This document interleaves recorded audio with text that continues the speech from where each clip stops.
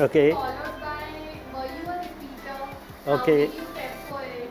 Your Okay. qualifications, your entry level, and how is it like you have just retired, right? Okay. Okay. And you are just grooming us for the defense services. Yeah. So what inspired you to just focus your shift from retiring to grooming new people to so that they could give you we could avail a chance to learn more. My God, she has asked 5 questions in one go.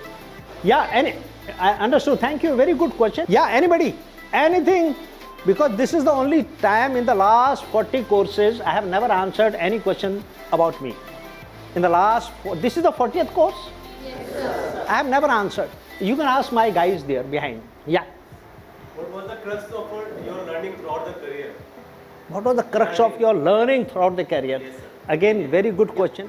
Sir, how your childhood that you converted from that pass the CDS exam and Okay, childhood and from childhood to your okay, okay. I was saying, yes, I belong to a very, not very, but a remote village of Uttarakhand called Khirakot, which is a village of Bhakunis. And this village is very close by to Kausani, you must have heard. Kausani is a very beautiful place which is called the Switzerland of India, and it is in Almora district of Uttarakhand. Yes, all my initial education etc. has been in the village, and the inspiration part was virtually from every second house there was an army man, and since my childhood I saw the army people. And do you know Uttarakhand is a state where if you go by the population ratio which claims of highest number of service personnel today in the armed forces. Can you believe? And highest number of ex-servicemen. They are the dream in every eyes of the young people, boys and girls, is to become an officer or a soldier in the armed forces. You'll be amazed and surprised. The awareness of the armed forces is very, very high. So when I grew up, I saw these Faujis coming on leave, oblique on retirement. Those days, radio and transistors used to be a big craze. Only, very fairly good people or who are generally from the middle or high strata of society could afford that, particularly in a village. And these guys used to come with that, and the whole village used to surround them. Every second house was a Fauji. So I got inspired. But they used to say that this village does not have an army officer. So somewhere when I was in class 4 or 5, this was the idea in my mind that I will be the one. I will become an officer in the armed forces. Though there was no one from my family. And from the village standard, we were reasonably well off. Thereafter, the biggest challenge for me to come to the army was the language English. I can talk English, I can walk English, I can laugh English because English is a very funny language. And I started learning it in class 6, and I was, believe me, ABCD with great difficulty I could learn in 6 and 7. And because of that, I had a bit of inferiority complex also when I came to the city and took admission in this city school, though it was again a remote district, Almora. And one example just, in the class 7th, there was a question, how old are you? And I was very proudly, I wrote, well, I know this question. I wrote, I am not old. And I thought I must have done okay and correct. When I told my elder brother that I have written, I am not old, he laughed at me and he said, this is wrong. How can it be? How old are you? And I have written, I am not old. Anyway, so that was the state of my education, you can imagine. And I have no hesitation in admitting that. My English remained weak till I really came to the armed forces, or when I was on the verge of coming to the armed forces. Even in 11, 12, the biggest challenge remained English. Anyway, now in the 10th, I did pretty well, was one of the first divisioners out of 9. 9 people who came, those days coming first in the 10th was also a pretty big achievement. So I was one of those 9 in my best school of Almora district, which is called the Government Inter College. There was no private colleges, schools that time. And getting in that school, admission used to be creditable, there used to be a written exam. So I stood first in spite of coming from the village, which was a reasonably good achievement that time. So 10th coming first and came to 11th, staying in PGs and rented house and hostels completely spoiled me. Spoiled in the sense I fell into the bad company and started, smoking and you name a thing. Particularly, I was very keen. There was a film called Gambler of Devanand. So we formed a gamblers club and we used to do gambling whole day. And we used to play flash on money. And I can tell you this was the worst downfall of my life. You will not believe the kind of lows I touched during this period. And obviously the result was bad. And in the 11th class, in the half yearly only I failed. And see a first divisioner failing because there was no one. We were on our own. Two brothers staying in a hostel, in a PG kind of atmosphere, and no one to pick us up and nothing of this sort. So anyway, that was the worst of the lows. And the only thing which perhaps kept me alive was three things. One, a dream for the armed forces, which kept me preparing for the NDA. NDA was my dream. And the second thing was my interest in the football, which ultimately resulted in me becoming the captain of the college. Third was my interest in the sports, 400, 800, 1500 and cross country, which kept me alive and which kept giving me a bit of respect among the friends, college. You had a bit of standing because of these extracurriculars. Otherwise, I had seen the lows of the worst order. And during this period, I really became scared of the 12th class exams. And you know what happened? One fine day, along with a dear friend of mine, because of the effect of the movies, those days Ajit used to be Don and our inspiration. So to become Don or some underworld people, we both ran away from home. We left and we went to towards Nepal. And oh my God, I can't tell you, to cut the story short, and we will also, I think, edit it later. So we were reached, and during this period of 10, 11 days where, oh my God, the worst period you can imagine, since I am from a Rajput family, and except for worst come to worst, we remained hungry for 3-4 days. Except for begging, we could do everything. And when we returned back, it was a journey of 200 odd kilometers in the buses and trucks in which we traveled without tickets or hanging onto the trucks, etc., reached back, but with a lesson in mind that you can't run away from life. You cannot. You got to face it.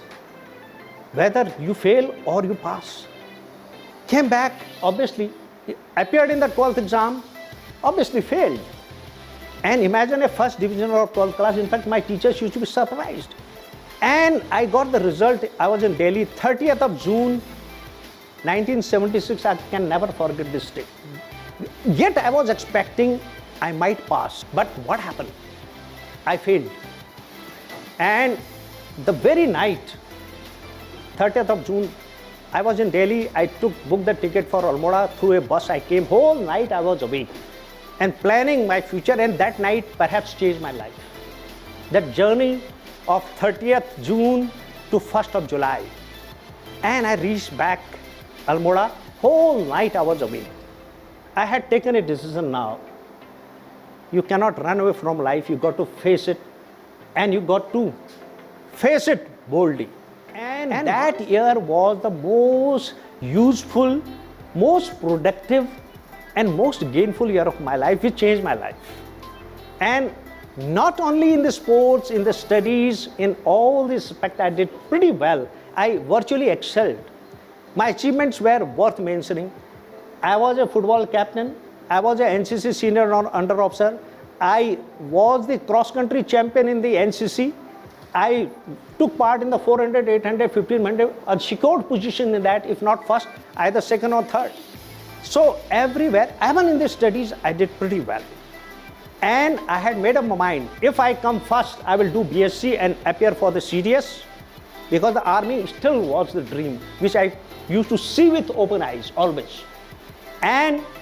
Or I am going to join the armed forces, in whatever rank it is. And the result came. This time, instead of 30th June, it came on 26th of June. I saw the result. I was second division. I had missed by 20 marks. I had 56%. 280 marks out of 500, 56%. I missed it by 20 marks. And can you believe why I missed by 20 marks? In practicals, there were 2 practicals of 30 marks each. And in that I had 11 and 10 marks. And most of the people used to get 20, 21, 22 marks. Look at this. And it happened for the good of me. I regretted that time why I was given so less marks in practical. I missed my first division. But the very next day, I went to the recruiting office, found out various entries, etc. And there was a wonderful entry called Apprentice Training School. More about this, you can see a video, the history of Apprentice Training School. You can see that. So I joined that. It was an all India competition, though you can become only a sepoy, obligate technical soldier. Okay? It is called the craftsman. I joined, obviously, was called to Bhopal for interview because the apprentice training school was in Bhopal, and appeared for the interview, obviously passed on 11th of September 1977. On 28th of September, I was enrolled as an apprentice. Once I got into, in the meantime, I appeared for ND exam. And when I went to Delhi for the ND exam, you'll not believe the question paper which I saw, I could not understand that. It was in English. And the invigilator in the UPSC was speaking in English. I couldn't get the head and tail of that. Imagine I was in 12th class that time. I couldn't understand those instructions properly. I had to really hear him properly to understand what the hell he's saying. So obviously I did fairly okay in the mathematics, I remember. I did attempted some science questions, physics, etc. I did generally okay, but I must have very, very badly failed in the ND because I could hardly attempt not even half the questions, to be honest. Okay? So, and that again taught me that you have no choice, you can't run away from English. Otherwise, I was thinking, why this foreign language in our country? Like him, I also hated this.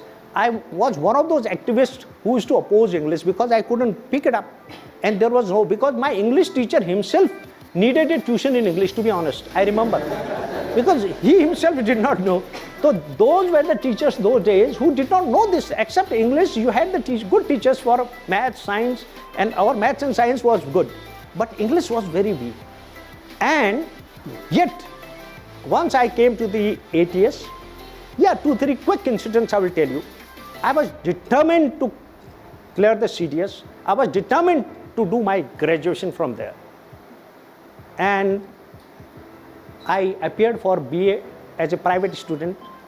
And to cut the story short, how I did, that's a story by itself.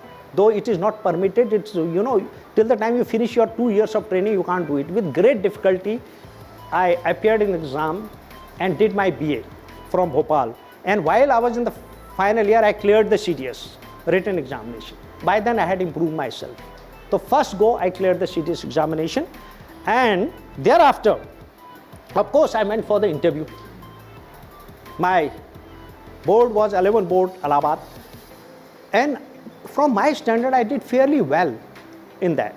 The only thing I did was, I spoke entirely in Hindi. You know, but participated, I felt from my standard, participated in everything, etc. And obviously, I failed.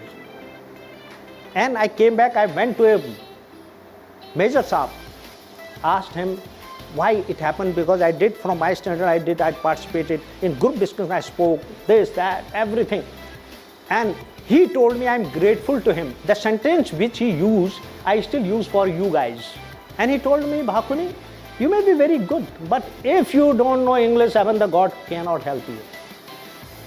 I think this is the best line somebody told me that day. And can you believe thereafter, in 3 to 4 months, I learned English. And you guys will be astonished. In the meantime, I cleared my second CDS exam and went for the interview in Bangalore, 17 SSB, and did well here. That's a different story. I will tell you the experience of the Bangalore in detail. 17 SSB, and you will be surprised. The deputy president took my interview, and you know what he said? He said, Bhakuni, everything is fine, but how did you pick up this English? He couldn't believe a soldier of Indian Army firstly cracked the CDS, and secondly he is coming here and virtually every question I answered, whether it was general knowledge, whether it was anything, virtually every question I answered him. And he was surprised, and I think he must have given me very top marks. And I'm confident that all the 3 SSLs would have cleared me, because by then I was well grounded, knew the system pretty well, and obviously that's the reason I was overall 34th in the merit for CDS. And you guys should hear it clearly, not only CDS, I cleared 3 exams in one go. I also, anybody from Army, I also cleared ACC, in which I appeared. I cleared ACC. Obviously, those days, if you clear for the CDS, you clear the separate merit is there for short service. I cleared that also. So in one go, I was selected for IMA, OTA, and ACC. Obviously, my first result of the ACC was declared, but there was a later came. Since the apprentice has not completed 2 years, his selection is set aside. I was a little shocked to read that later. Went to my company commander, I remember him very well. He was one of my role model. Captain Achilles Das, that time. He said, not to worry, you have cleared your CDS, you will definitely get into the merit. I had already cleared that time. I had given the board, so I was through in the CDS. And he was right, I cleared that and landed up in the academy on 20th of July, 1980. And I will not tell you, that's a different experience altogether. So what did I learn out of it? I will, for you guys, what I will say in very brief, if you people have a dream in your eyes, let me tell you, nothing can beat you. Particularly if you have that passion for the dream. This is what I teach always my students. If you have a dream in your life, and if you have passion for the dream, I insist on this always, nothing can stop you. And along with that, the second thing which I felt, along with the dream is the passion. And after that is a bit of planning and action, because you have to plan and you have to take action. I think I did that fairly well. And therefore, this lesson I keep telling from my life to every student.